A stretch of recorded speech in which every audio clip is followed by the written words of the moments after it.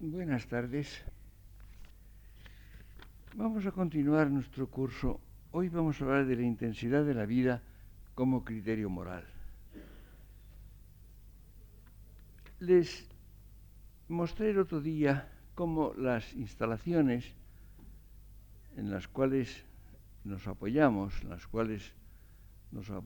a tergo para las acciones vitales, tienen una dimensión moral en la que no se suele reparar, pero que no es menos clara ni menos evidente. Son el punto de partida. En ellas se apoyan los vectores en que la vida humana se proyecta con una cierta intensidad y una dirección determinada. Por eso las instalaciones son instalaciones vectoriales. En definitiva, se podría emplear el concepto con los dos elementos porque son inseparables. Las instalaciones son para los vectores parten de las instalaciones, se apoyan en ellas, están condicionadas por ellas. Un vector es, como ustedes recuerdan, una magnitud dirigida. La magnitud puede variar, la dirección, por supuesto, es la que da la cualidad al tipo de acto de que se trata. Esa intensidad, que es la forma concreta que tiene no es propiamente cantidad, no se puede llamar estrictamente cantidad cuando se trata de la vida humana, pero sí hay intensidad. Ustedes piensen, un acto determinado tiene una cierta cualidad, es un acto de percepción, es un acto de amor, es un acto de odio, de deseo, de voluntad, etcétera, de conocimiento. Eso es su cualidad, naturalmente, que hace que sea un tipo determinado, pero tiene una intensidad mayor o menor, que corresponde evidentemente a la magnitud en otro tipo de realidades que se pueden propiamente cuantificar, lo que no ocurre con la vida humana. Ahora bien, al conjunto, si tomamos el conjunto de la vida humana, es decir, el conjunto de las instalaciones vectoriales en que la vida se realiza, le corresponde una intensidad mayor o menor. Y yo creo que de eso depende fundamentalmente el grado de moralidad de una vida tomada en su conjunto. Es decir, la vida tiene una cierta intensidad variable, enormemente variable. Hay vidas humanas que tienen una gran intensidad, otras la tienen muy escasa.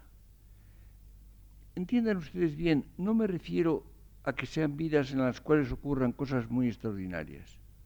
No, no es forzosamente esto. Puede haber una vida muy agitada, pero que tenga poca intensidad biográfica. Hay, en cambio, formas de vida mínima. La vida mínima es una vida pobre, es una pobre vida, que no es muy estimable. Tiene una vida que no alcanza un grado de intensidad suficiente, es una vida realmente deficiente, es una vida que está aquejada en su conjunto, precisamente por una falta de intensidad. No se trata tampoco de lo propiamente biológico. Ustedes piensen, biológicamente puede haber personas que tengan una gran fortaleza, una gran energía fisiológica, otras pueden tener, no sé, un organismo no muy poderoso, no muy enérgico, pueden tener limitaciones incluso. No es esto lo que en este momento interesa. No me refiero a esa intensidad, sino a la intensidad biográfica, a la intensidad de lo que esa persona vive como tal persona, no su organismo.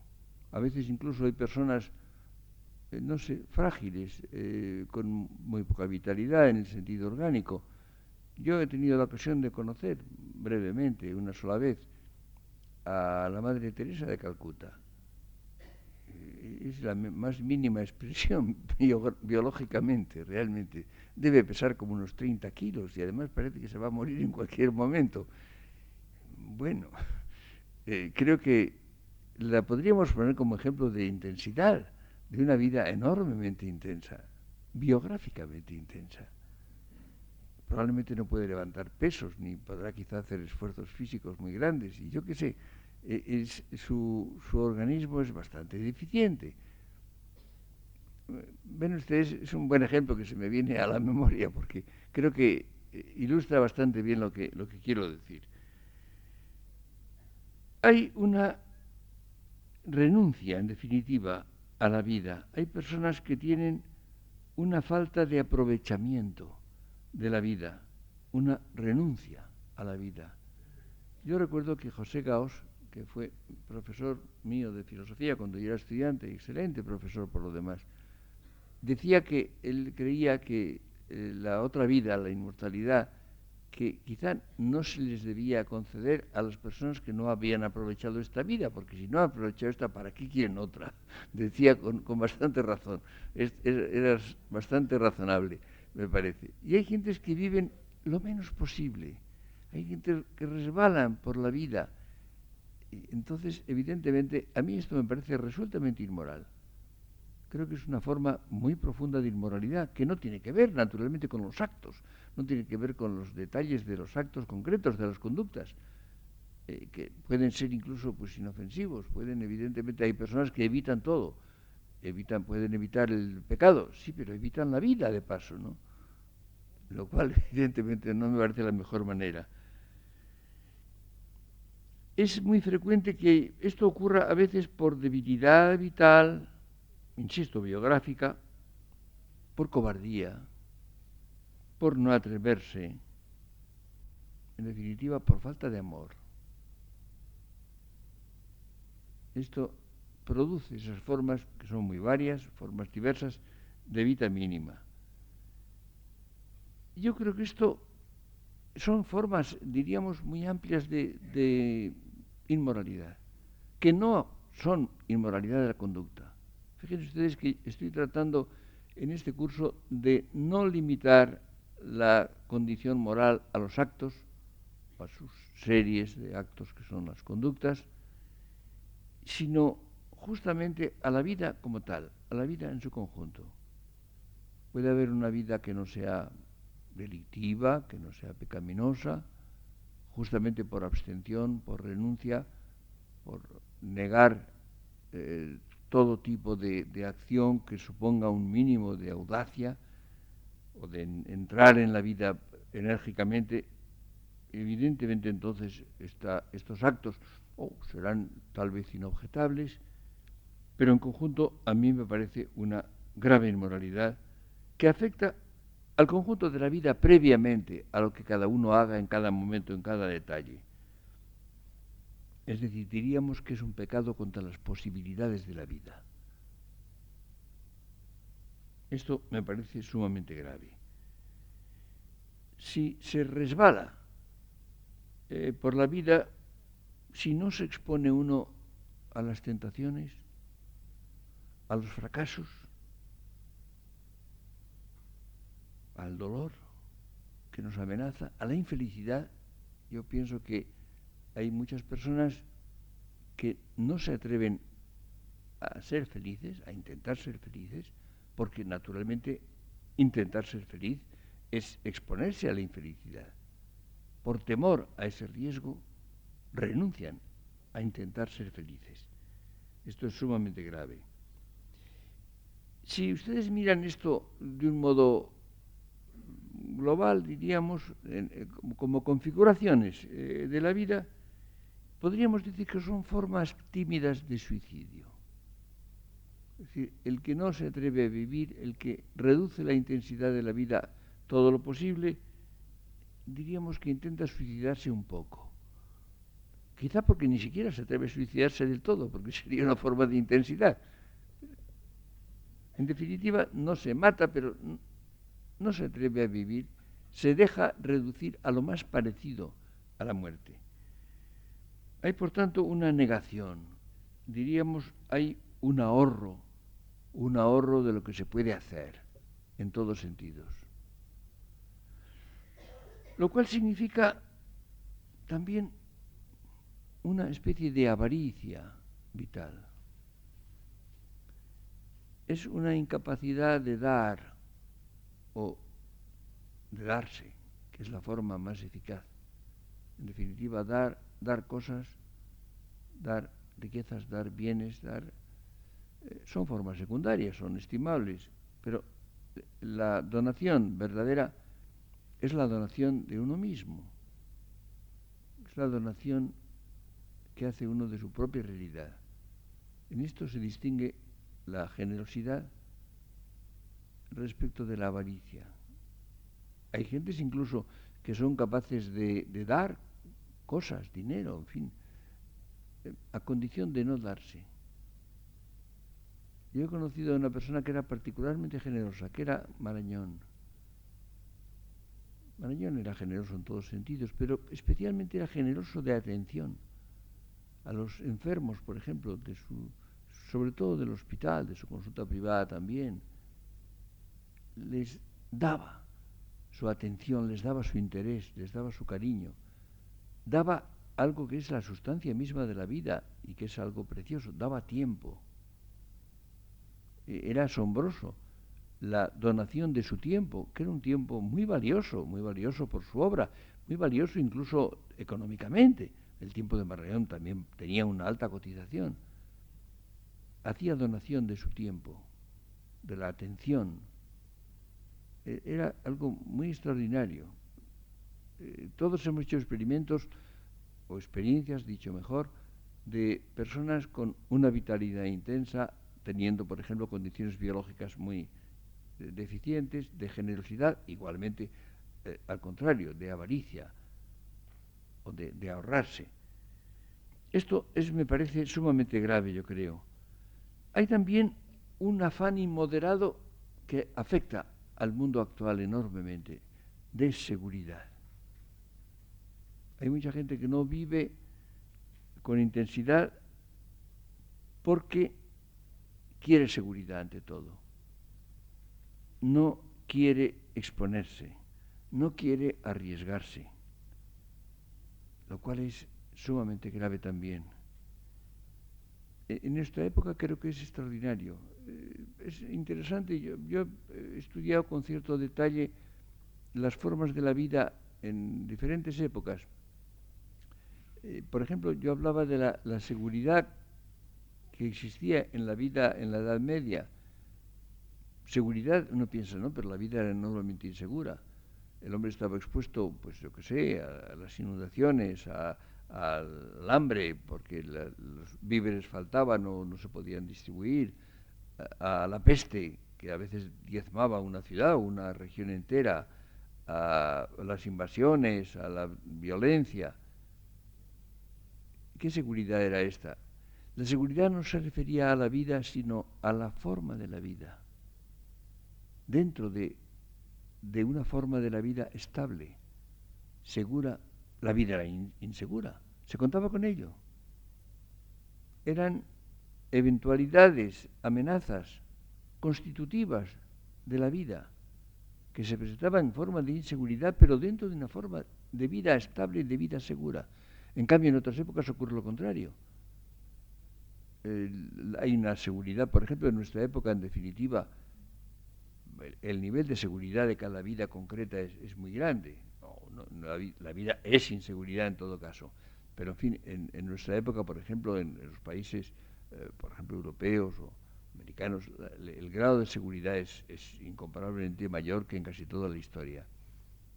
Sí, pero las formas de la vida no. Hay una inseguridad, hay una cierta inestabilidad de las formas de la vida. Y el hombre se resiste precisamente a aceptar la inseguridad. Curiosamente, paga la seguridad de la vida, la seguridad social, por ejemplo, y todas las demás, ¿no? Las paga a un precio altísimo, que es la inseguridad de las formas de vida, de la estabilidad de la vida. Hay también otro factor, que es la pereza. Con la pereza es curioso, no se cuenta casi nunca, para nada. Y es uno de los factores decisivos de la vida humana. Las cosas que el hombre hace por pereza, o que deja de hacer por pereza, Es decir, se evita el esfuerzo. Y entonces la gente no se atreve tampoco a vivir. Se ahorra por pereza. Y hay otro aspecto distinto. Verán ustedes, van apareciendo, diríamos, diferentes causas de que la vida disminuya, de que pierde intensidad. Hay también una cierta soberbia impotente. Una soberbia que rehúye, por ejemplo, la comparación con otros. Por ejemplo, se rehúye medirse con los demás, o incluso con uno mismo, con las posibilidades. Hay muchas gentes que no se atreven en las profesiones que tienen que ver con lo intelectual o lo artístico, etcétera. Es sumamente frecuente. Hay gentes que piensan que van a hacer algo extraordinario, pero no hacen nada. No hacen nada porque temen que si hacen algo no sea tan extraordinario.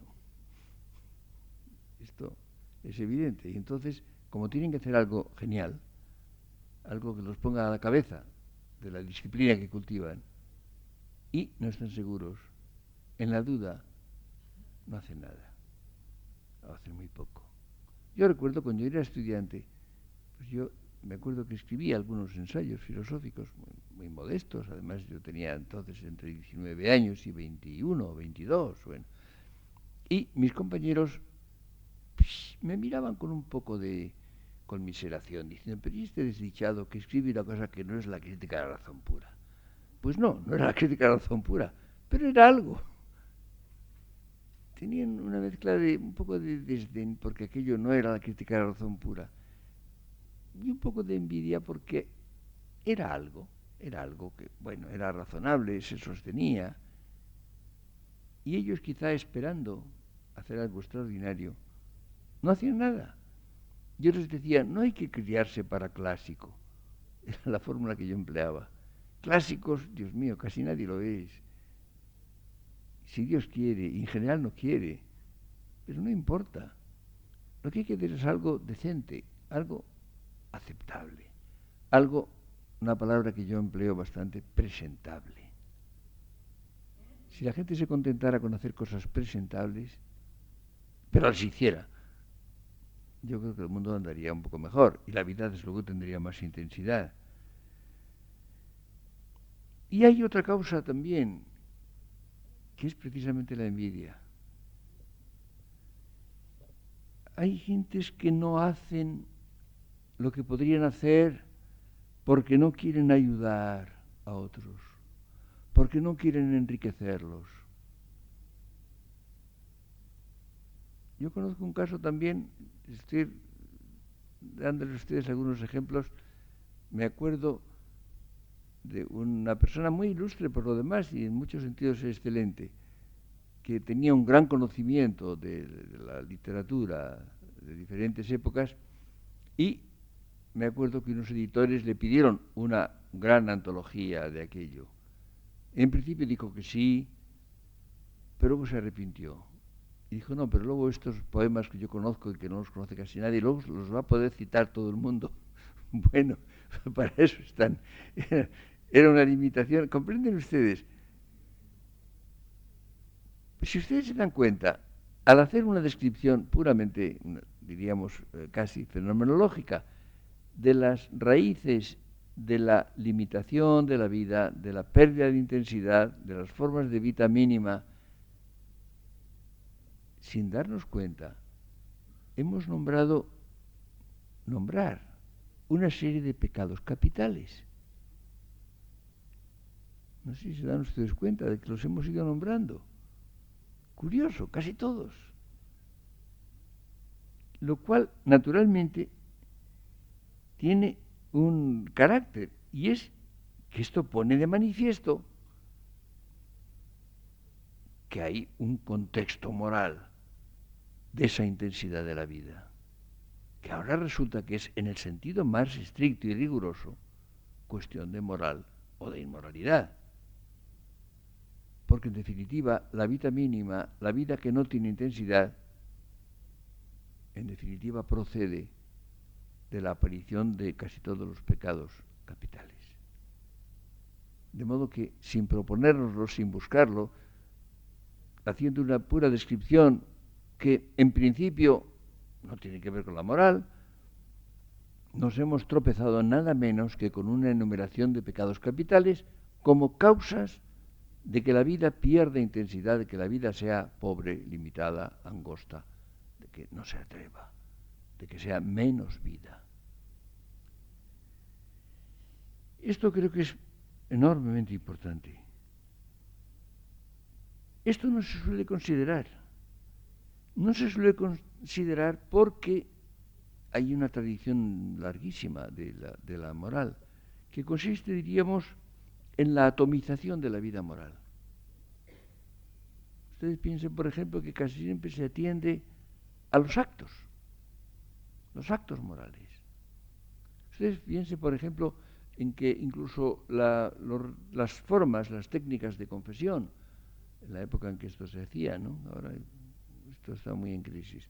Pero, por ejemplo, ustedes piensen, por ejemplo, cómo, en definitiva, las reglas de la confesión, del examen de conciencia, de los interrogatorios de los sacerdotes, solían detenerse en los actos. Y a veces la enumeración, esa pregunta de los confesores y de los manuales, ¿y cuántas veces? Y yo he dicho que la única referencia, la única pervivencia de esto es en las declaraciones de la renta, que son lo que más se parece a los manuales de los confesores del siglo XVII, evidentemente. ¿Y cuántas veces? Es decir, se produce una atomización y una cuantificación que va a analizar los actos en conjunto, si quiere las conductas, ¿no? A veces, porque también se piensa, fíjense, es otra forma de cuantificación, diríamos, la perpetuidad, por ejemplo, de ciertos pecados recurrentes en los cuales se recae una vez y otra, pero se tiende fundamentalmente a los actos como tales. Y claro, yo creo que esto es deficiente. No es que no tengan importancia, no es que no sean actos morales o actos inmorales, por supuesto. Pero y aparte de los actos, ¿qué es la vida misma? Sobre la cual yo creo que debe recaer la calificación moral. Es que no somos responsables más que de los actos como tales, actos singulares, de esa atomización de que hablaba. Yo creo que no. Yo creo que algo es incluso mucho más importante. Es curioso que también, por ejemplo, en las reformas recientes de la liturgia, por ejemplo, hay una sospecha de esto, porque se ha incluido los pecados de omisión. Es decir, se habla de pecar de pensamiento, palabra y obra, se decía, y ahora se añade omisión, lo cual está muy bien, me parece perfecto. Pero la palabra omisión también se refiere primariamente a los actos. Es decir, que es que no hago algo que debía haber hecho. Pero ¿y si hago poco? ¿Y si lo que omito es vivir y me limito a vegetar, a tener una vida reducida a lo indispensable? Si no me atrevo, si no me lanzo, si no me arriesgo. No es esto una omisión, no de un acto particular, no es una omisión de lo que es la vida misma en su conjunto. No es una pérdida de intensidad de la vida. ¿Comprenden ustedes? Esto me parece que es una traslación a la vida en su conjunto. Es evidente que es más difícil, evidentemente, y una de las razones es que es muy fácil llevar las cuentas, unas cuentas. Hay muchas cosas que no se pueden contar y que no son objeto de cuentas. Yo digo muchas veces que no hay que hacer cuentas. No hay que hacer cuentas, no sé, en amistad, en amor, no hay que hacer cuentas. Lo cual no quiere decir que no se pueda hacer una valoración de ellos. Es decir, uno puede tener una satisfacción o una insatisfacción de una amistad o de un amor. No son cuentas, no se hacen cuentas, al contrario. Sí, sí, pero hay una estimación, una valoración fundamentalmente de la plenitud, de la intensidad de esa relación. Pues bien, esto tiene, a mi juicio, un sentido directamente moral. Y claro, es curioso como cuando se habla de cuestiones morales se piensa primariamente en la inmoralidad, en las faltas a la moral, en los delitos o en los pecados, según se mire, ¿no? Pero claro, hay que tomar la cosa a la inversa. Yo diría que la intensidad de la vida es ya en sí misma una valoración de ella. Una vida intensa es ya por eso una vida valiosa. Es la forma, diríamos, en que el hombre expresa más enérgicamente la gratitud por esa vida que le ha sido dada. Lo cual, fíjense ustedes que se está perdiendo de vista. Es curioso cómo se ha atenuado la impresión de que la vida es un don, es algo que nos ha sido dado, o por lo pronto por los padres. Es una cosa curiosísima porque uno de los factores que han modificado más la actitud del hombre en la época actual es la pérdida del sentido de gratitud a los padres por haber dado la vida. Puede haber gratitud a los padres por su conducta particular, pero el que le hayan dado a uno la vida, en general eso no se agradece. Más bien está mal visto. Más bien se piensa que es una mala faena. Esto se une y se combina. Las cosas tienen en la vida mucha conexión, porque muchos padres tampoco están particularmente interesados en dar la vida a nadie. Ustedes saben, por ejemplo, cómo, y aquí volvemos al hacer cuentas, es muy frecuente que la gente haga cuentas.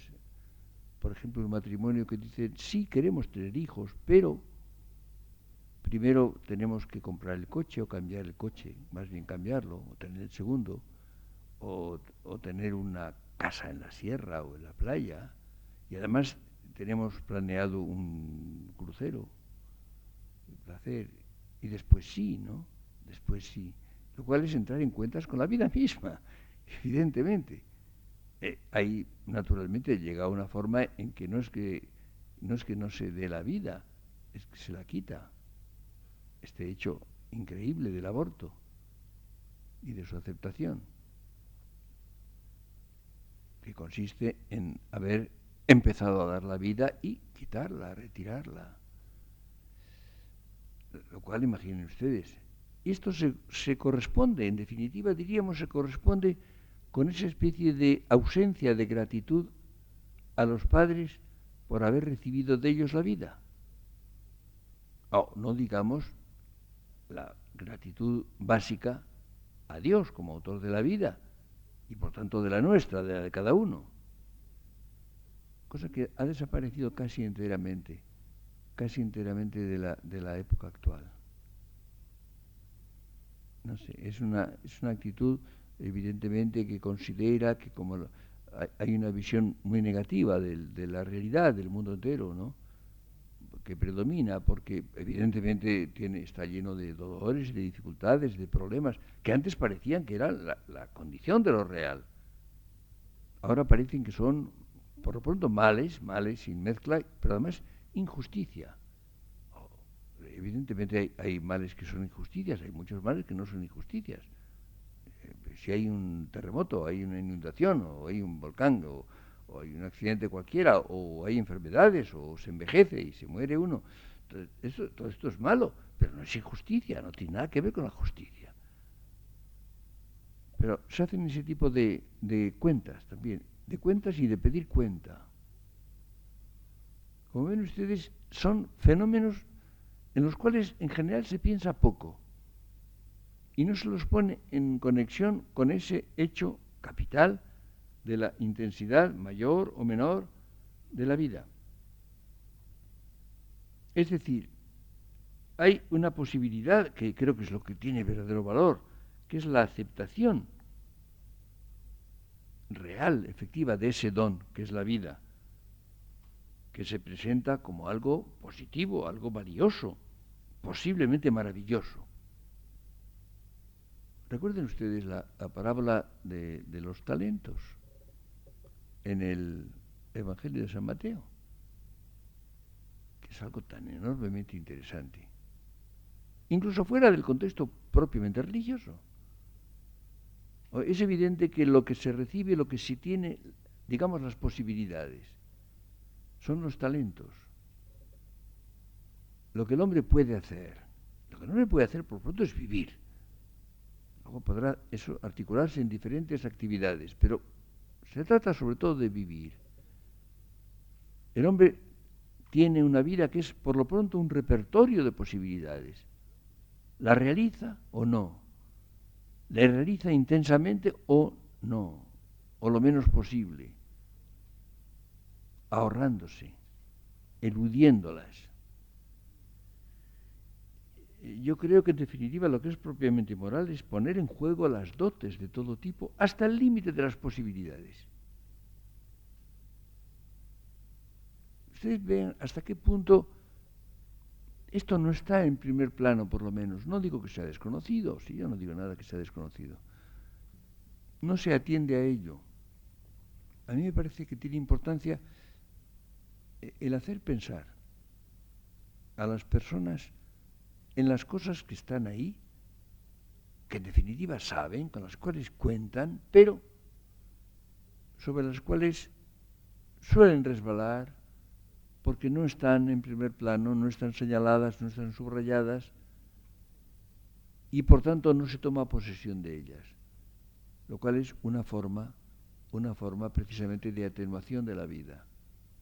Ustedes piensen en qué medida las personas hacen un poco la cuenta de lo que podrían hacer, en todos los órdenes. Es decir, se puede vivir al máximo de las posibilidades que tiene uno, insisto, en todos los órdenes, de inteligencia, de esfuerzo, de producción, de creación, de ayuda a los demás, de relaciones, de amor, de todo. ¿En qué medida se llega al máximo o se queda uno pues, a 2/3 del camino o a 1/3 o al 5%? A esto es a lo que llamo, ahora creo que entienden ustedes bien lo que entiendo por intensidad de la vida. Intensidad de la vida, y no pierdan ustedes de vista, cuando hablo de lo global, hablo del sentido de la vida en su conjunto, no olviden ustedes algo que no es precisamente la atomización, acabo de decir que me parece deficiente, la atomización en actos, pero sí las diferentes porciones de la vida que está siempre articulada. Y la primera articulación de la vida es la articulación de cada día. Cada día. Cada día se presenta con un proyecto. Tenemos proyectos hasta para la vida entera o proyectos a larga fecha. Pero hay un proyecto cuando nos despertamos. Hay un proyecto, una pretensión para ese día. Y cuando apagamos la luz e intentamos dormir, hacemos un balance. Hacemos un balance de ese día. Esto sí, esto es una articulación real. La vida humana transcurre precisamente por la necesidad, porque hay una necesidad de sueño, porque hay la luz y la oscuridad, etc. Hay una articulación diurna, cotidiana. Y ahí sí, naturalmente, es evidente, no es la atomización de los actos, es precisamente la articulación de los días. Y por tanto, creo que la vida es intensa cuando le pide una intensidad a cada día. Lo que pasa es que cuando ese día que se amanece con una expectativa, con un cierto proyecto o un grupo de proyectos que no se realizan, que no se cumplen, que se frustran, tenemos evidentemente una decepción. Por ejemplo, hacemos un balance y el día ha sido infeliz, en conjunto, lo cual es penoso. Pero si no intentamos vivirlo con intensidad, si no intentamos que sea un día feliz, no lo será, no podrá serlo.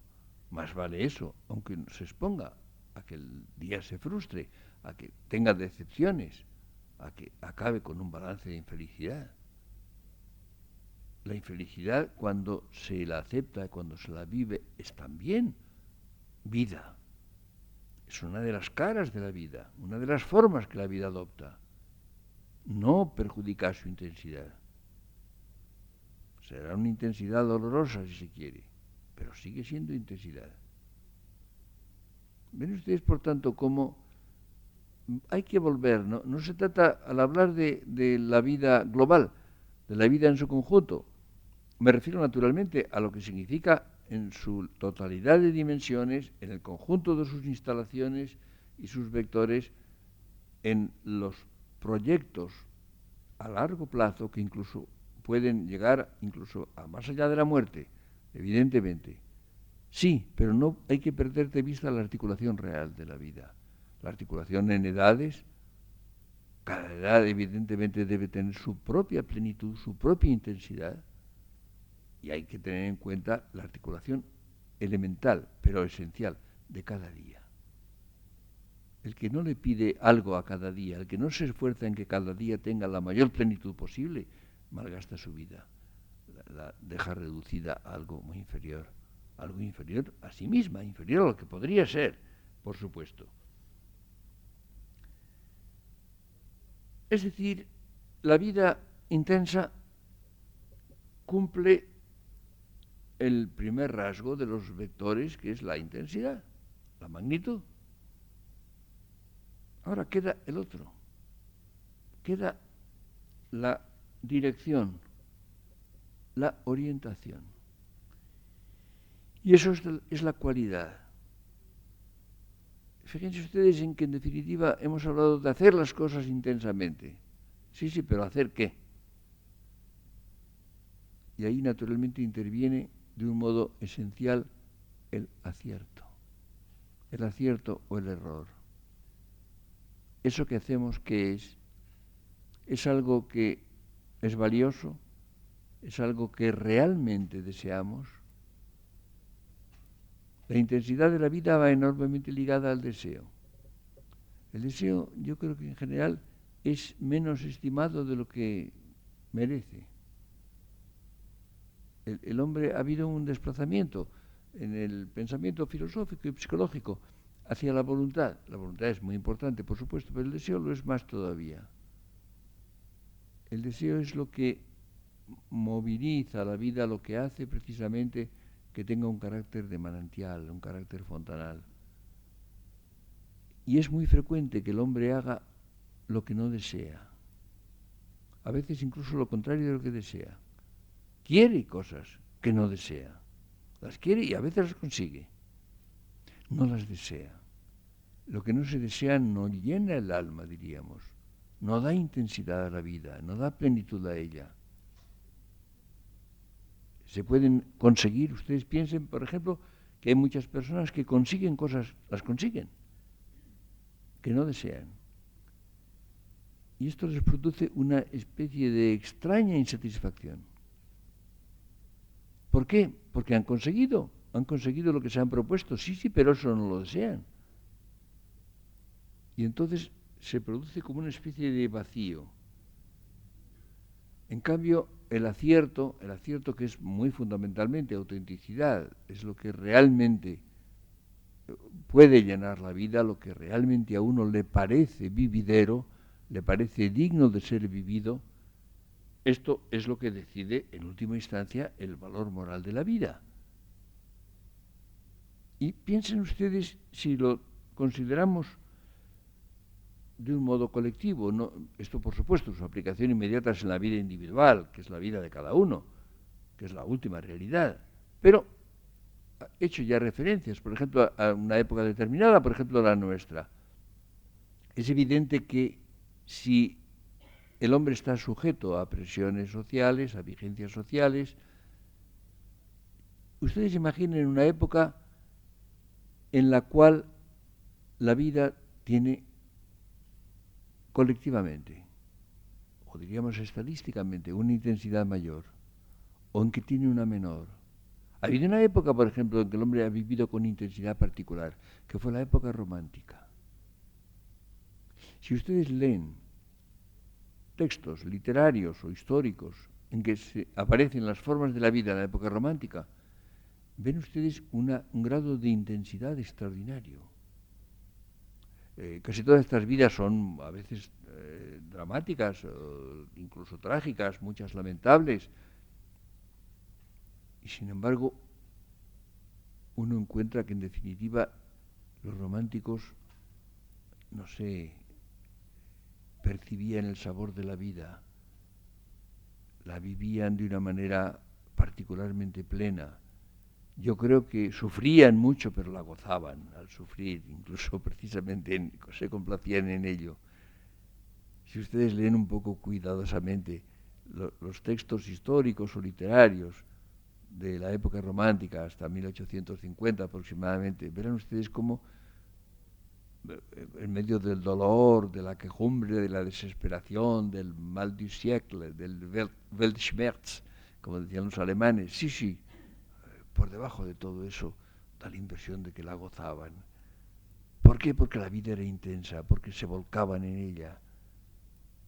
Si ustedes leen, por ejemplo, en algunos países, por ejemplo en España, la historia de España en esta época, la época de la invasión francesa y luego la época de Fernando VII y las guerras civiles, verán ustedes, por ejemplo, cómo hay una especie de intensidad de la vida, en general disparatada, con bastante disparates, con violencia, con crueldad, con unas dosis extrañas de valor personal que se encuentran en esta época.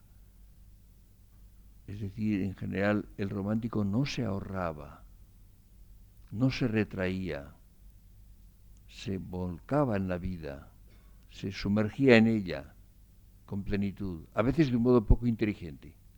Hay que hacerlo constar también. Pero también se podría unir la inteligencia a esa intensidad. En definitiva, esto cabe también. Si ustedes comparan, por ejemplo, las figuras de los románticos, sus hechos, sus acciones, con sus ideas, a veces las ideas son bastante lamentables, son flojas, son deficientes, en la mayoría de los casos. Pero las vidas mismas, son atractivas, son interesantes, más que en otras épocas.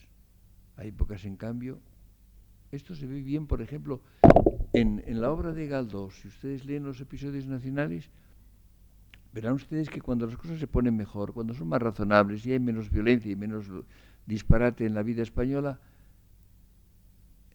le entra una especie de desánimo a Galdós. Tiene menos entusiasmo por sus personajes, porque echa de menos esa intensidad de la vida que justificaba tantas cosas, que le parecía que valía la pena. En definitiva, Galdós no era ningún teórico, no era un hombre de teoría, pero reconstruye la vida española en el siglo XIX y precisamente a medida que se va haciendo más razonable y más apacible y más próspera, y que en definitiva, pues bueno, tiene menos dramatismo que en la época romántica, él va sintiendo como una especie de descenso del tono vital y le gusta menos. Incluso en algunos episodios hay un cierto mal humor de una forma de vida que no acaba de ilusionarlo, que no acaba de gustarle.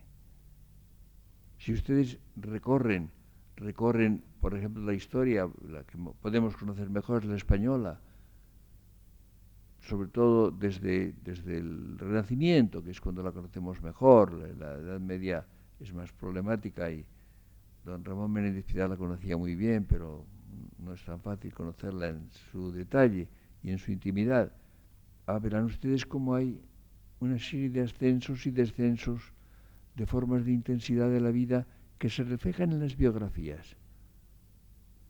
Por ejemplo, es evidente que las vidas de los españoles en el siglo XVI son algo apenas creíble,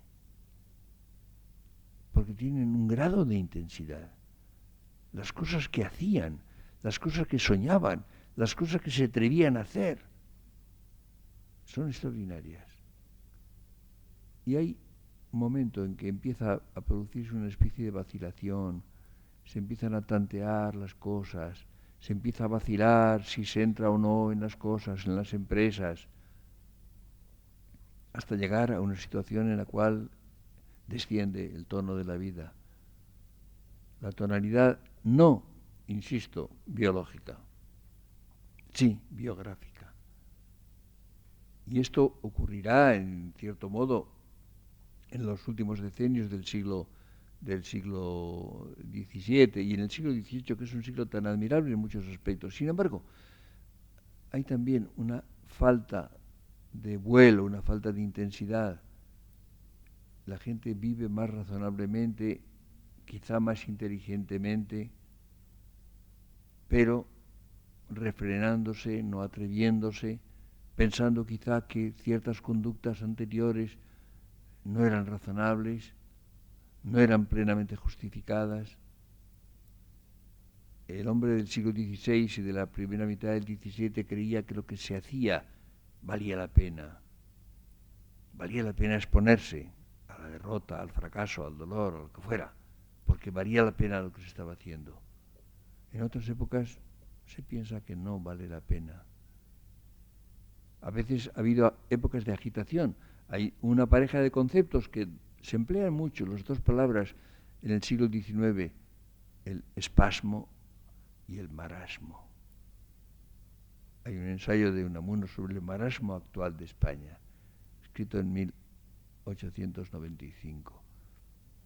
Entonces hay un momento en que por temor a los espasmos se prefiere incluso el marasmo, la pasividad, la inactividad. Pero el marasmo resulta difícil de soportar. A última hora el hombre no se contenta con ello y a veces, en lugar de intensificar la vida de un modo razonable e inteligente, vuelve otra vez a una sacudida, a un espasmo. Es muy peligroso también. No se olvide que el tedio, el aburrimiento, es enormemente peligroso. Probablemente es el enemigo público número uno en nuestra época. Yo recuerdo siempre una genial greguería de Ramón Gómez de la Serna, que yo digo a veces que si lo hubiera dicho Heidegger, estaría escribiéndose tesis doctorales sobre ello, que dice: aburrirse es besar a la muerte. No olviden esto, es un beso peligroso. El aburrimiento, aparte de que es inmoral, profundamente inmoral, es peligroso, porque conduce a veces a cosas tristes. Esta consideración en la cual nos estamos moviendo descubre, creo, el valor moral de la generosidad, del esfuerzo, de los deseos, de la magnanimidad, de la capacidad de interesarse por las cosas y sobre todo por las personas. ¿Por cuántas personas nos interesamos de verdad? Esto se lo puede preguntar. ¿Y con qué intensidad? Hay personas que no se interesan por nadie. Hay personas que se interesan por muy pocas personas y por estas muy poco. Hay personas que se interesan, dicen que se interesan, por las personas desconocidas y remotas. Esto siempre me ha parecido sospechoso. Yo siempre recuerdo aquello que dice San Juan, que dice: el que dice que ama a Dios y no ama a su prójimo, miente. Porque ¿cómo va a amar a su prójimo? ¿Cómo va a amar a Dios a quien no ha visto, si no ama a su prójimo a quien ve? Bueno, ahora no se trata de Dios, se trata del prójimo que no es próximo, del prójimo lejano. Hay que tienen un tremendo amor verbal por países de los cuales no sabe absolutamente nada, de los cuales no conoce nada, en los cuales no puede hacer nada. Pero al próximo, al vecino, no le importa nada, no le interesa nada. Es sospechoso también. Como ven ustedes, hay una serie de formas que en definitiva se resumiría todo en, si quieren ustedes, amor, es la palabra clave. Una vida intensa puede ser errónea, puede estar sujeta a desviaciones, puede ser pecaminosa, pero suele estar movida por algo positivo, por una justificación general que puede fallar en el detalle, que puede tener errores, puede tener desmayos. En todo caso, la energía de esa forma de vida intensa hace posible algo esencial, hace posible volverse sobre ella misma, corregirla, abrirse al arrepentimiento, ejercer una torsión hacia lo mejor. Por todo esto creo que la intensidad de la vida es quizá el rasgo capital de su posible moralidad. Muchas gracias.